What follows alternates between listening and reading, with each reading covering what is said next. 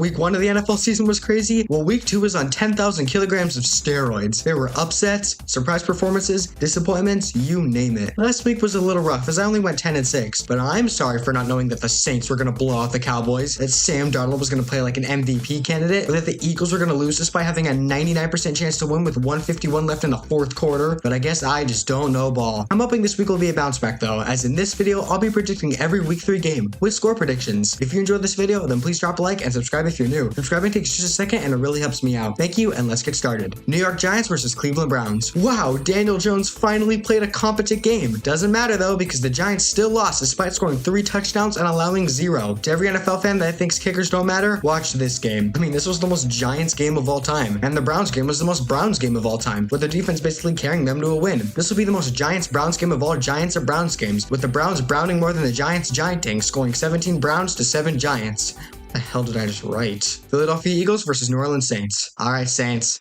I'll do it. I'll apologize. To Mr. Alvin Kamara, Rashid Shaheed, Dennis Allen, Clint Kubiak, and especially Mr. Derek Carr, I hereby apologize for any slander I have directed toward you. I was unfamiliar with your game. You have opened my eyes like never before, and I now recognize your greatness. From this day forward, I shall no longer talk down to the mighty Saints, the best team in the NFL.